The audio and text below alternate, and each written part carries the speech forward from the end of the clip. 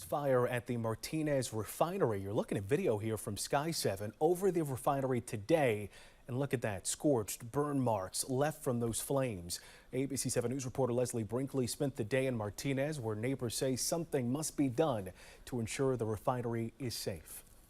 This is a look at the destruction inside Martinez Refining Company from Sky 7 today. The fire is still burning. There is I guess some type of hydrocarbon material that is still in the pipes.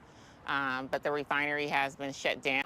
People should wear masks and stay inside. Getting alerts to go inside and not breathe the air was terrifying to a lot of nearby residents. Some feared the fire could get worse or even escalate into an explosion. No recourse. We have not seen any enforcement, any consequences to their action. My goal is to make sure that we understand what's going on there at that refinery and get to the root cause of it. I know with the industrial safety ordinance in place, there will be an investigation. County Health Department hazmat crews are still monitoring air quality. Attorneys filed a lawsuit on behalf of Martinez residents in 2023 over a similar incident. On their website, Martinez Refining Company says they are deeply sorry for the disruption and concern. No word on what caused the fire.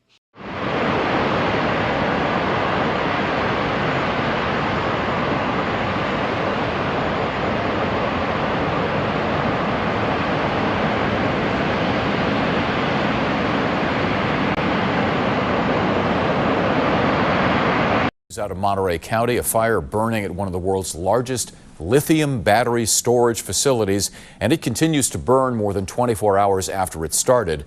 Residents near the Moss Landing facility, they're still out of their homes. Best be described as a worst case scenario of a disaster that's happened here. Nobody predicted anything on this line, and this is really a lot more than just a fire. It's really a wake-up call for this industry. There must be accountability for this, and there will be accountability. Tempers ran about as hot as the fire that started Thursday night and continued Friday at one of the world's largest lithium battery plants. Flames could be seen from miles away, raging some 30 feet high or more. A water-based suppression system at the Vistra Energy plant failed to contain the fire at the start. Why that was, as well as the initial cause, remain under investigation. Our company takes very seriously what happened last night, and we are hurting today because we know primarily it's impacted and disrupted the people who live around our site, our neighbors, our friends, and businesses. And for that, we are sincerely sorry. While preliminary testing found no traces of deadly hydrogen fluoride in the air as the batteries burned, the hazardous smoke from the large structure fire still created health impacts for the surrounding communities. Like for Linda Pacheco, her 3 children and their dog, a few of the 1,200 residents forced to evacuate. My 16-year-old daughter has asthma. That's what came up in our head right away because of the smell.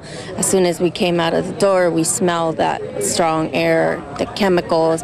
I started getting dizzy. This is the 4th fire Pacheco has lived through at this location since 2019, the 3rd at a Vistra Energy operated plant.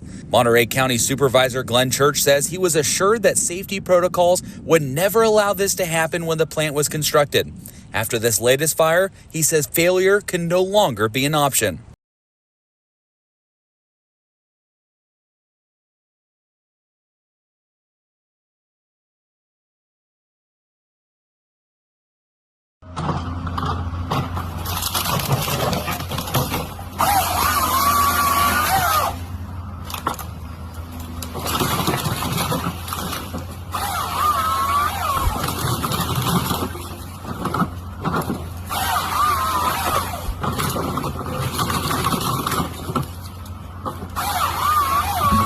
This massive pile of pine trees will be turned into cardboard packaging.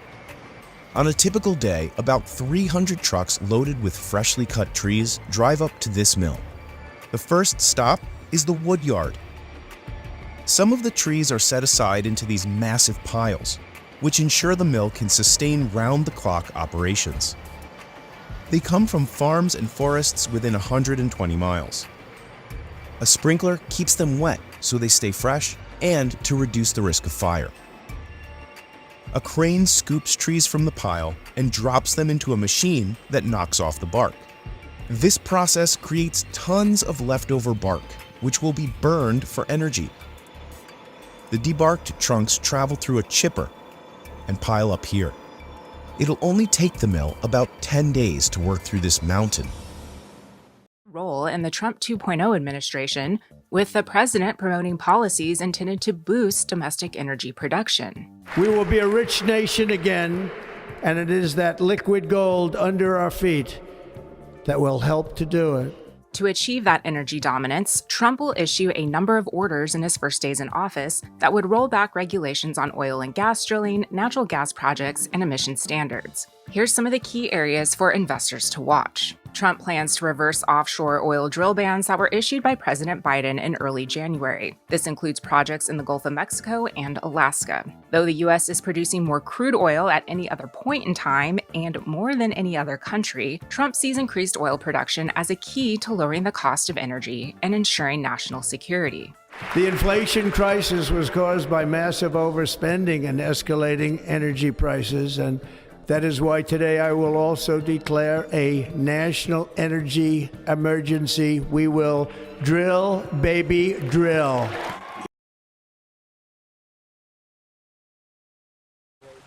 On Louisiana's coast, more dirty oil washed ashore today. The greatest oil spill in American history now covers 29,000 square miles, the size of South Carolina.